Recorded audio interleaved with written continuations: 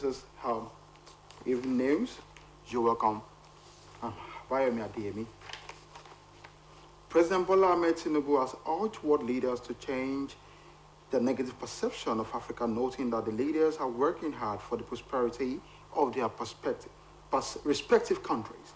Speaking as a special guest of honor at the inauguration of John Dramani Mahama as Ghana's 12th president in Accra, President Tinubu said Africans have nothing to prove to anyone except themselves. He called for collaborative efforts to tackle social and economic malaise plaguing the continent, as he stressed the need to lift the nations out of poverty and build a resilient economy at its own pace. The president seeks more focus on people's most pressing concerns, including poverty, youth unemployment, instability, insurgency, and many other problems hampering the desired progress. Mahama, president of the country between 2012 and 2017, returned to power after taking his oath of office before many dignitaries from Africa and the Commonwealth of Nations, as well as traditional rulers. The House of Representatives said it will adopt stringent measures in the scrutiny and consideration of the 2025 Operation Bill. Deputy spokesperson of the House, Honorable Philip Agbese, said this while assuring Nigerians that the Parliament is committed to advancing the nation's development through a thorough review and strategic adjustment of the 2025 budget. Recall that President Bola Tinubu presented 49.74 trillion naira budget to a joint session of the National Assembly last December, setting the stage for legislative scrutiny and approval. The chairman of the House on Committee Appropriations, Honorable Abubakar Bichi, had convened a meeting with other committee chairmen to fine-tune preparations for the defense of the budget estimates. The exercise will involve ministries, departments, and agencies of the government, marking a crucial phase in the 2025 budget process. The China Development Bank has announced the approval of a $254.76 million loan to support the Kano-Kaduna Railway project in Nigeria. According to information released on its website, the financial backing is expected to ensure the seamless continuation of the construction work. The railway, a standard gauge line stretching 203 kilometers, will link Kano, a key commercial city in the northern Nigeria, to the nation's capital, Abuja, and also provide residents with a safer and more efficient mode of transportation once operational. In addition to easing transportation, the project is expected to spur economic growth by fostering the development of industries along its corridor, and as well create numerous employment opportunities during its construction and subsequent operations. The Kano-Kaduna Railway has been listed as a practical cooperation project under the Third Belt and Road Forum for International Corporations. The Military High Command has confirmed that 6 soldiers lost their lives during the encounter, while 34 terrorists who had attempted to surprise the troops and retaliate the recent killing of their commander and combatants were eliminated. By the Director of Defense Media Operations, Edward Buba, while providing an insight into what transpired between Gari area and Damboa local government area of Borno State, explained that most of the bodies recovered were those of the terrorists. This in response to the earlier report indicating that 4 days after Boko Haram terrorists overran the military base, many soldiers were still unaccounted for, a development many stakeholders within the security circle described as worrisome.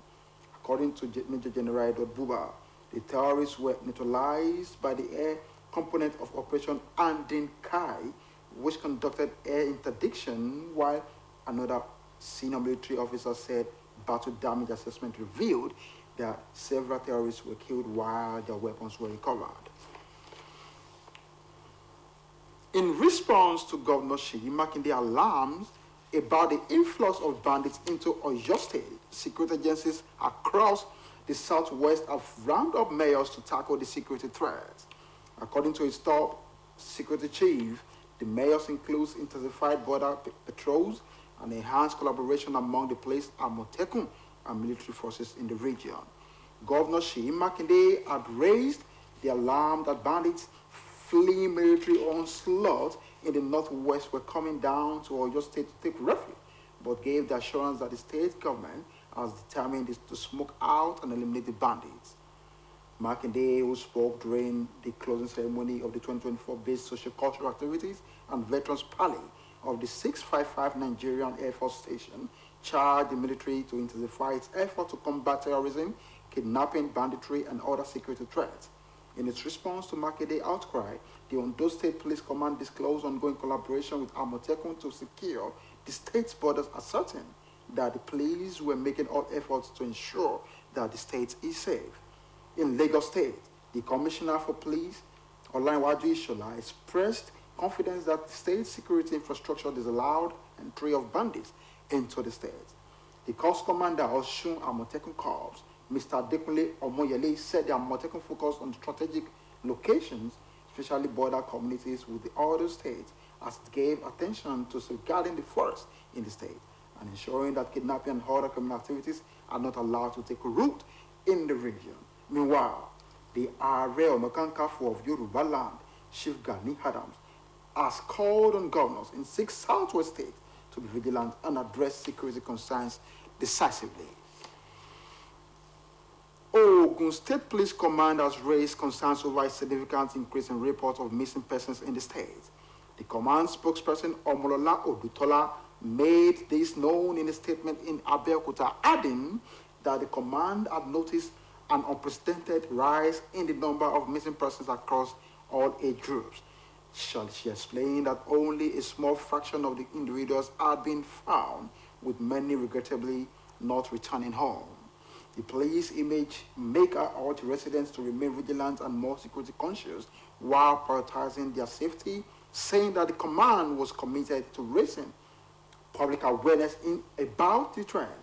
The PPRO reiterated that the public could contact the police control room and the police public relations department for assistance. And from the sports desk, the Nigeria Football Federation Executive Committee has approved the appointment of Eric Seko Shalel as the new head coach of Nigeria Senior Men's National Football Team, Super Eagles. The decision followed the recommendation of the NFF's Technical and Development Subcommittee during its meeting held in Abuja. In a statement by the NFF, the Executive Committee of the Nigeria Football Federation has endorsed the recommendation of its Technical and Development Subcommittee for the appointment of Mr. Eric Seko Shalel as head coach of Nigeria's Senior Men's National Football Team, Super Eagles. The NFF Technical and Development Subcommittee recommended the appointment of the former coach of the Senior Men's National Team of Mali as the new head coach of the Super Eagles. At the 2023 Africa Cup of Nations were in Côte d'Ivoire, Chile's Mali came very close to a place in the semi-finals, losing to host and eventually winners Côte d'Ivoire 2-1 after extra time, after leading by a lone goal until the final minute of regulation time. The 47-year-old featured for Martigues, Valenciennes, Lens, Istries, and Camels Noitras in France during his playing career. His appointment is with immediate effect, and he has the responsibility of guiding the Super Eagles to earn a ticket to the 2026 FIFA World Cup Finals, with the round of matches day 5 and 6, taking place in March. And from the foreign scene, the U.S. accused the Sudanese Parliamentary Rapid Support Forces of committing genocide and imposed sanctions on its leader. U.S. Secretary of State Antony Blinken said Mohammed Ahmad Dangalo, also known as Ahmedeti, was being punished for his role in systematic atrocities against the Sudanese people during the 28th-month conflict. He said the RSF and allied militias were responsible for the murder of men and boys, even infants, as well as brutal sexual violence against women on ethnic grounds. According to him, the militias have also targeted fleeing civilians and murdered innocent people escaping the conflict as it concluded that members of the RSF and allied militias have committed genocide in Sudan. In response, the RSF leader, through his advisor, El Bashar Taubik, accused the U.S. of double standards and for failing to effectively address the ongoing crisis, saying this may complicate the Sudanese crisis and hinder negotiations to address the root cause of the conflict. And that ends the evening news on OSBC TV. Join us at 7 for major report. Good evening.